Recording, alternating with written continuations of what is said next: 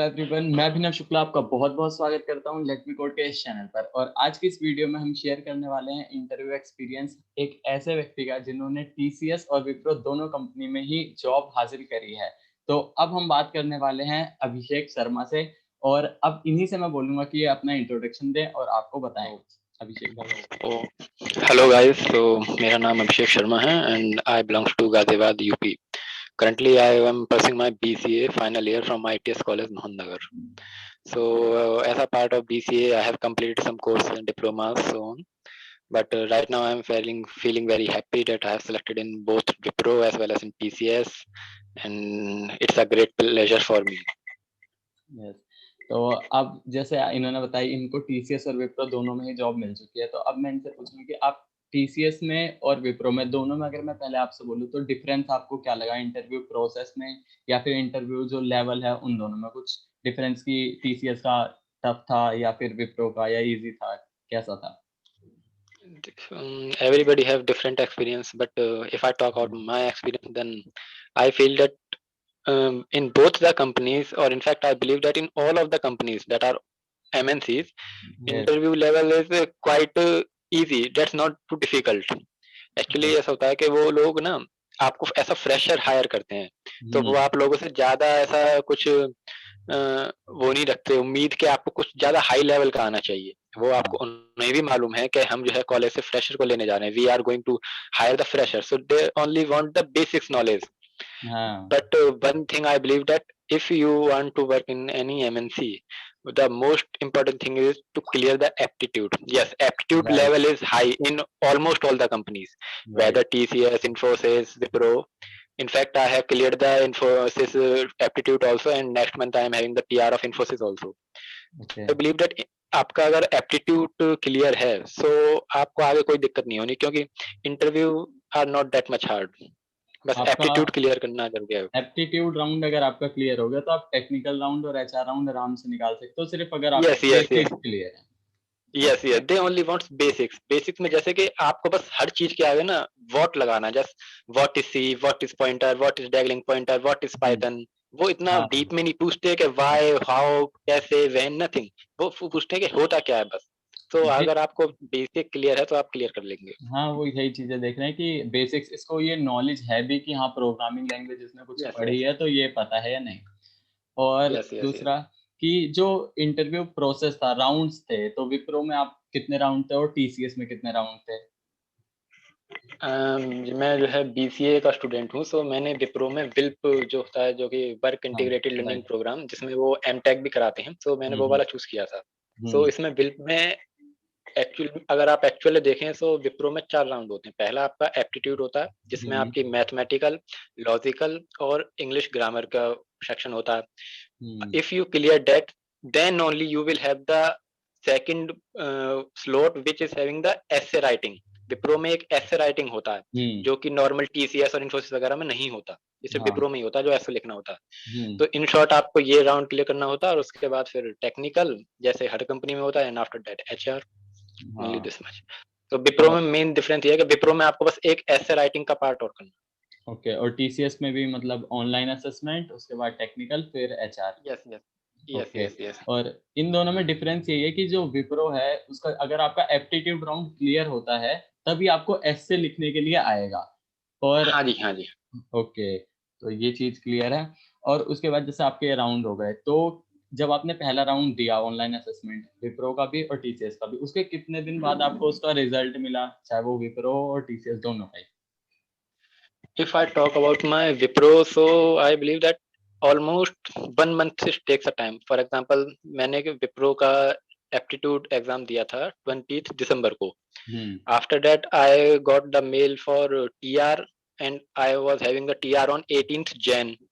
After okay. that, I was having the HR on 14th Feb. Okay. Now I have received the selection mail on 7th March. So I March. Think लगभग 25 और 30 days का gap रखते हैं विप्रो वाले, जो मैंने हाँ। अपना पर्सनल बिलीव किया है. अच्छा। But in case of TCS, हालांकि ऐसा नहीं है कि मैंने सिलेक्शन मेल अभी हासिल कर लिया तो सबके पास आ गया, because they hire in slots. मेरे पास पिछले स्लॉट में आ गया, हो सकता है किसी के पास राइट। नेक्स्ट स्लॉट में सिलेक्शन मेल आए. But in case of TCS, I was so lucky that I was having the TR on 13th March, then HR on 16th March, and I have received the offer letter on 9th March. Within 9 days, I was selected in TCS. 3 days gap. और Yes, yes. Wipro में तो अभी भी ऐसा है, जैसे बहुत सारे स्टूडेंट हैं जिनका टीआर हो गया है, एचआर मतलब टीआर उनका क्लियर हो गया है, लेकिन एचआर के लिए अभी तक Ye- मेल नहीं आया है, तो वो Yes, बहुत yes. परेशान होने में लगे हैं। तो मैंने उनको सबको No, no. यही भी बता रहा हूँ कि ये बहुत ज्यादा ही लॉन्ग प्रोसेस होता है इनका, ये 1 डेढ़ महीना Yes, yes. ले जाता है आराम से हर एक प्रोसेस के बाद। तो आप वेट Because करो। it matters, because देखिए TCS and Wipros, they doesn't hire like 10 or 8 students. They hire in a bulk, like 10,000, 15,000, 12,000. तो उसका एक टाइम लिमिट लगता है, उन्हें 12,000 स्टूडेंट्स को उन्हें हायर करना है। So of course they take some time. और हायर इसमें कोई 12,000 करने हैं और सिलेक्ट करने हैं उनको लाखों में से, ऑल पूरे yes, इंडिया में yes, से उनको स्टूडेंट सिलेक्ट yes, करने हैं। yes, yes. तो So it takes a time. हाँ, और जो आपने अप्लाई किया टीसीएस और विप्रो में दोनों, ये आपने कैसे किया? कॉलेज से आपको पता चला था या कहीं आपको ऑनलाइन इंटरनेट से? ये एक्चुअली मुझे तो कॉलेज से ही पता पड़ा था, हालांकि था तो ये ऑफ कैंपस ही, but yes then also college वाले ने हमें हेल्प करी कि इस तरह से वैकेंसीज निकली हैं, रिक्रूटमेंट चल रहा है, सो आप इसमें अप्लाई कर सकते हैं। सो मैंने तो कॉलेज के थ्रू ही मुझे मालूम पड़ा था। ओके। और रिजल्ट भी आपका हो गया, ठीक है। और आपके जो क्वेश्चन थे, जैसे आप बात करें, आपका ऑनलाइन असेसमेंट तो क्लियर हो गया, तो उसके बाद आपने जो टेक्निकल राउंड में आपसे क्वेश्चन पूछे गए, टीसीएस हो चाहे फिर या फिर वो आपका विप्रो हो, तो दोनों में वो क्वेश्चन कैसे पूछे गए आपसे? आपने जो रिज्यूमे सबमिट किया, रिज्यूमे बेस्ड क्वेश्चंस थे वहाँ पे, कि जो आपने रिज्यूमे में लिखा, जैसे आपने लिखा कि आपको मशीन लर्निंग आती है, आपने शायद ना लिखा हो, जो भी आपने चीजें मेंशन करी उसमें से आपसे क्वेश्चन पूछे गए या फिर कुछ अलग से भी थे? जो क्वेश्चन दोनों जगह पूछे गए मेरे से, और जो मैं बिलीव करता हूँ अगेन के जो हर जगह पूछे जाते हैं, वो आपके रिज्यूम बेसिस पे होते हैं कि आपने रिज्यूम में क्या लिखा है। हाँ, सो मैं सबको यह सलाह जरूर देना चाहूंगा कि रिज्यूम में वही लिखें जिसमें आप परफेक्टली फाइन हैं। जो परफेक्टली आंसर फाइन कर मतलब ये सके नहीं आप। कि यस हाँ कि आप 100% फाइन हो, ऐसा नहीं, लेकिन हाँ अगर किसी ने आप उसके बारे में थोड़ा बहुत बता पाए।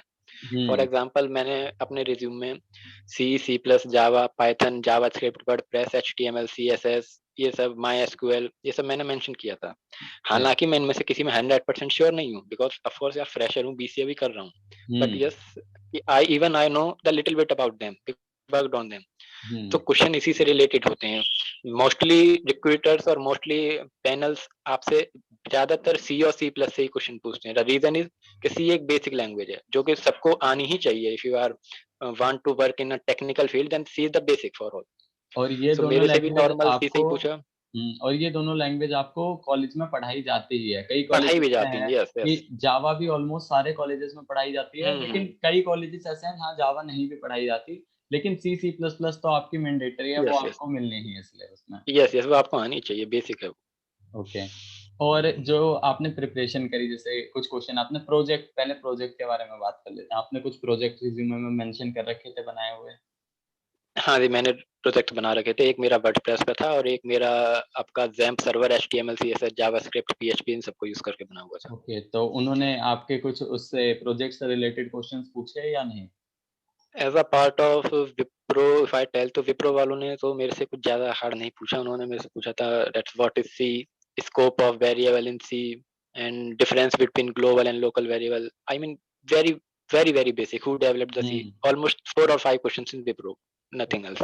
Okay. But in case of TCS, they asked me a question from C also, from project also. I have mentioned Python also. They asked me a question from Python also. Okay. हालांकि very basic question था उनका Python का। उनका यही क्वेश्चन था कि Python is a slow language than C and Java, even then we are preferring और we are moving forward to Python, what's the reason. तो हाँ, द मेरा आंसर ये था उस समय कि पाइथन स्लो है सी से, जावा से स्लो है, लेकिन फिर भी हम पाइथन में काम इसलिए करते हैं just because it's a human language. उसमें आई मीन ज्यादा सिंटैक्स नहीं है, ज्यादा हार्ड नहीं है, बेसिक क्वेश्चन ही पूछते हैं वो। टीसीएस में भी मेरे से हालांकि क्वेश्चन हर जगह से पूछे गए थे, सी से भी, जावा से भी, पाइथन से भी, एंड इनफैक्ट मेरे प्रोजेक्ट के बारे में भी उन्होंने डिस्कस किया था। But hmm, yes of course only basic, nothing that much high level. Okay. तो आपने जैसे रिसोर्सेज़, आप जो प्रिपरेशन करी, आपने बहुत सारी चीज़ें टेक्नोलॉजीज़ रिज़्यूमे में मेंशन करी, कहीं न कहीं से आपको सीखी होगी आपने, चाहे वो यूट्यूब हो या यूडेमी, कहीं से कोर्सेज़ किए होंगे, कुछ कॉलेजेस से सीखा होगा, और फिर आपको एक टाइम पे ऐसा होगा कि आपको अब इंटरव्यूज़ के लिए प्रिपेयर करना है। जब एक होता है कि मुझे चीज सीखनी है, लेट्स से कि मैं अगर बात करूं पाइथन, तो मैं पाइथन सीख रहा हूँ, और एक दूसरी चीज होती है कि मुझे अब ये इंटरव्यूज के लिए करनी है। तो यस जब आपने चीजें सीखी, जैसे आपको नॉलेज थी सी सी प्लस प्लस, कॉलेज में भी पढ़ी, फिर इंटरव्यूज के लिए प्रिपेयर करना आपने कहाँ से शुरू किया, जैसे रिसोर्सेस कुछ? As a part of preparation, so मैंने ज़्यादातर सब नेट से ही प्रिपेयर किया है। हाँ। आजकल इतनी अच्छी फैसिलिटीज़ है, आप नेट पे सिंपल डालिए कि सी इंटरव्यू क्वेश्चंस और पाइथन इंटरव्यू क्वेश्चंस, हम्म। सो आपको वहाँ से ईज़िली मिल जाएगा।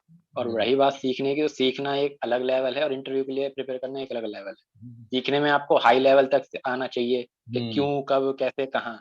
और लेकिन इंटरव्यूज़ के लिए सिर्फ़ आपको इतना पता होना राइट। चाहिए क्या, पाइथन क्या है, सी क्या है, पॉइंटर क्या है। और जब अगर आप अच्छे से सीख लेते हैं, तो वो इंटरव्यूज़ के तो आपके अपने आप ही क्लियर हो जाती हैं चीज़ें, वो यस, यस, कॉन्सेप्ट यस, आपके यस, क्लियर हो जाते हैं। Yes, okay. यस। तो और अब आप, जैसे आपने सारी चीज़ें शेयर कर दी, अब आप कोई ऐसी टिप्स जो अपने फ्रेशर्स को, जूनियर्स को देना चाहें, जो बहुत सारे लोग होंगे जिनका अभी एचआर हुआ भी नहीं है, जिनका भी टीआर भी नहीं हुआ है, और या जो अभी सेकंड ईयर में है बीसीए के, बीएससी के, तो उनको आप कुछ ऐसी टिप्स देना चाहेंगे कि वो प्रिपरेशन कब शुरू करें या कैसी चीज़ें पढ़ें, किस तरह से? So if I talk about first year second year students, तो उनके लिए मेरे हिसाब से सबसे पहले ज़रूरी है एप्टीट्यूड क्लियर करना। उन्हें एप्टीट्यूड की तैयारी करनी चाहिए। क्यों? क्योंकि अगर एप्टीट्यूड क्लियर नहीं हुआ तो आप आगे कुछ बात ही नहीं कर सकते। हुँ। एप्टीट्यूड इज़ मस्ट, सबसे पहले तो आपको एप्टीट्यूड क्लियर होना चाहिए। हुँ। सेकंडली, जिनका जो थर्ड ईयर में, मतलब जिनका एप्टीट्यूड क्लियर है, जो एचआर और टीआर की वेट कर रहे हैं, so I only want to say that only prepare the basics, nothing else. ज़्यादा हाई लेवल करने की ज़रूरत नहीं है, वो आपसे प्रोग्राम करवाते नहीं हैं। वो आपसे इनफैक्ट लॉजिक भी कभी एक आधे बच्चे से पूछते हैं, वो लॉजिक भी ढंग से नहीं पूछते। They only want the basic things. And just one more thing, that you will be one thing confident what you are hmm. Saying. आपको पता है राइट। कि मैं गलत कह रहा हूँ, लेकिन हाँ, आपको कॉन्फिडेंस से कहना है कि ये सामने वाला ही सोचे कि हाँ, हमने कुछ बोला तो सही तो बोला ही होगा। हाँ, दैट हाँ। Much you must be a confidence. Right. बस बाकी only you only have to prepare the basics if you are, and don't take tensions कि अगर आपका अभी तक हुआ नहीं है या रिजल्ट नहीं आया, कि उसका आ गया, मेरा नहीं आया। क्योंकि इनफैक्ट मेरे ही कॉलेज के, मेरे ही क्लास के, मेरे सेक्शंस के, मैं हुँ। टीसीएस में सिलेक्ट हो गया। Even I got offer letter also, but one of my friend who is not having the mail of HR till now. So इसमें कोई ऐसा नहीं है राइट। कि अगर आपको एचआर या टीआर का मेल नहीं आया तो आप सेलेक्ट नहीं हुए। They only takes the time. It depends on the, जैसे कि मेरा नाम अभिषेक है, मे बी हो हुँ। सकता है अल्फाबेटिकल ऑर्डर में मेरा पहले हो गया हो, आपका नाम हुँ। सूरज है, या आपका एस से है तो बाद में हो, या आपका रिज्यूम नंबर लेट है तो इसलिए लेट हो।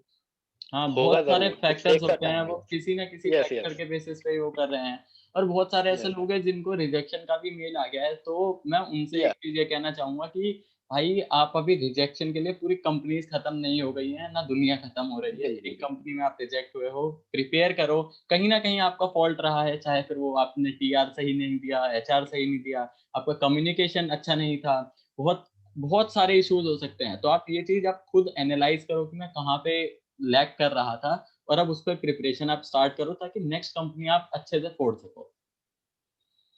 If I talk about rejection, so मैंने ये खुद पर्सनल वो किया है एक्सपीरियंस, कि आपको रिजेक्शन वो 60% 70% आना होगा, तो आपका एप्टीट्यूड में आ जाएगा। It hmm. मीन्स अगर आप रिजेक्ट हुए तो एप्टीट्यूड में ही हो गए। लेकिन अगर आपका एप्टीट्यूड क्लियर है, तो आप ये समझिए कि आपकी 80% चांसेस हैं आगे सेलेक्ट होने के। हुँ। वो अलग बात है कि आप टीआर और एचआर में कुछ ज़्यादा ही उल्टा-सीधा कर दें या कुछ ज़्यादा ही बहसबाजी कर दें, सो ऐसा नहीं। हाँ। अगर आपका एप्टीट्यूड क्लियर है, तो आप 80% मानिए कि आपकी जॉब पक्की है, क्योंकि टीआर और HR is normal thing, nothing. Okay. So that's all about your interview, and thanks for sharing your interview experience here.